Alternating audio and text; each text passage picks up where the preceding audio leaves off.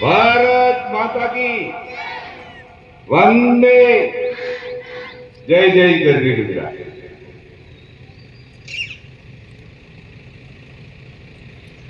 આજ રોજ શ્રી ગુરુકુલ વિદ્યા મંદિરના પટાગણમાં સમગ્ર દેશ દુનિયા ના દેશો 77માં પ્રજાસત્તાક દિનની ઉજવણી થઈ રહી છે। તેના ભાગરૂપે આપણે પણ આ શાળાના પટાગણમાં ઉજવણી કરી દેશના જે સપૂતોએ આઝાદી માટે પ્રાણ ન્યોછાવર કરી આ દેશને આઝાદી અપાવી અને ભારતને ગુલામમાંથી મુક્ત કરી હવે આ પ્રસંગને શોભાવવા પધારેલ મુખ્ય મહેમાન અમારા મામા શ્રી નટવરસિંહ સાહેબ એ સમારંભના અધ્યક્ષ સાથે આપણા નરવસિંહભાઈ, પછી અમારા શાળાના પ્રિન્સિપલ શ્રી, અમારા શાળાના શિક્ષક મિત્રો, વાલી મિત્રો તથા ડ્રાઈવર મિત્રો, નાના બાળકો, ભૂલકાઓ, વિદ્યાર્થી મિત્રો ને ખૂબ ખૂબ અભિનંદન કે આ પ્રસંગને દીપાવા આપ સૌ મોટી સંખ્યામાં ઉપસ્થિત રહ્યા એ બદલ ખૂબ ખૂબ ધન્યવાદ। 26મી જાન્યુઆરી આગળ સાહેબે કીધું પ્રજાસત્તાક દિન કેમ ઉજવવામાં આવે? આ ભારત દેશ વર્ષોથી ગુલામીમાં અંગ્રેજોના નેજા હેઠળ જે શાસન ચાલતું હતું એ શાસનનો અંત લાવવા માટે આપણા ગુજરાતના પાનોતરા પુત્ર પૂજ્ય ગાંધીજી બાપુ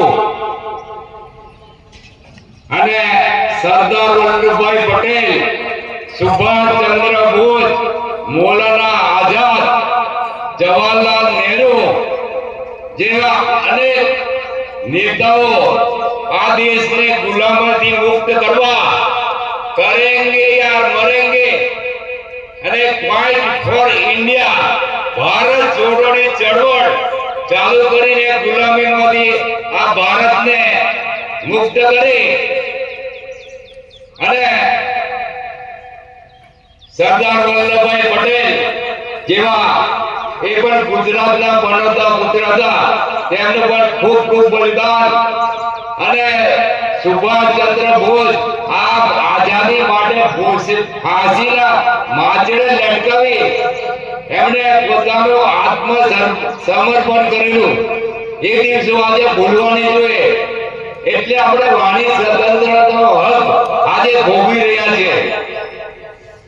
હવે સરકારશ્રીની વિવિધ યોજનાઓ ગુજરાત સરકાર, ભારત સરકાર, માનવ સંશોધન વિભાગ નવી દિલ્હી અને ગુજરાત વિભાગના શિક્ષણ વિભાગ દ્વારા જે અભ્યાસ ગુજરાતની અંદર કે ઇન્ડિયાની અંદર જે અભ્યાસક્રમો ચાલે એમાં સૌથી વધુ યુનિવર્સિટી ગુજરાતમાં આજે થવા જઈ રહી છે।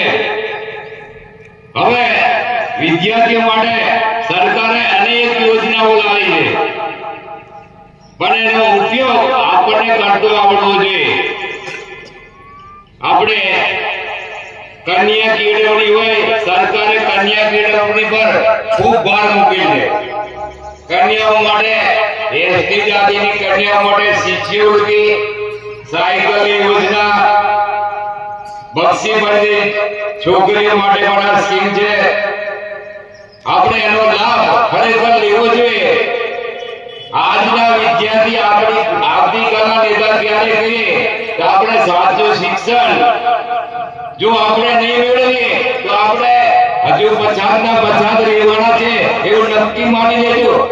સરકારે આપણને સામાજિક શૈક્ષણિક રીતે પછાત, સોશિયલ ઇકોનોમિક બેકવર્ડ ક્લાસ ની ઉપમા આપી છે. કેમ આપી? કે આપણે હજુ શિક્ષણની પાછળથી ગામડાની અંદર અબજો રૂપિયાનો શિક્ષણ પાછળ ખર્ચો થાય છે, પણ એનો ઉપયોગ આપણા ગામડા ગ્રામ્ય કક્ષાએ ઘણો ઓછો થાય.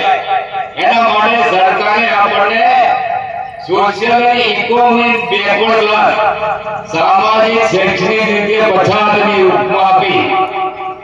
એ આપણા માટે દુઃખની બાબત કહેવાય. તો આપણે વિદ્યાર્થી મિત્રો ખૂબ મહેનત કરવાની હોય. હવે આપણે ગયા વર્ષે આ શાળામાં ધોરણની મંજૂરી ગુજરાત માધ્યમિક શિક્ષણ બોર્ડ ગાંધીનગર દ્વારા પ્રથમ મેળવેલી હતી. ત્યારબાદ આ જૂન 25 ની આપણે ધોરણ 10 ની મંજૂરી મળી ગઈ છે. અને આ વર્ષે પહેલા વર્ષે આ ગુરુકુળ વિદ્યા મંદિરના છોકરાઓ ધોરણ 10 ની બોર્ડની પરીક્ષા આપવાના છે. તો આજે એમને પણ મારે એવું કહેવું છે, તમે પણ ઓછામાં ઓછી દરરોજ એવરી ડે ઓછામાં ઓછી 5 થી 7 કલાકની મહેનત રાખજો. કારણ કે એટલે સ્પર્ધાનો જમાનો આવ્યો છે.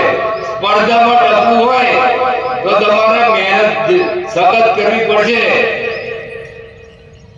અને સારું પરિણામ લાવી આ શાળાનું ગૌરવ, આ તમારા ગામનું ગૌરવ, સમાજનું ગૌરવ વધારી અને જળવણથી સિદ્ધિ લાવે એ જ અભ્યર્થના. જય હિન્દ, જય ભારત.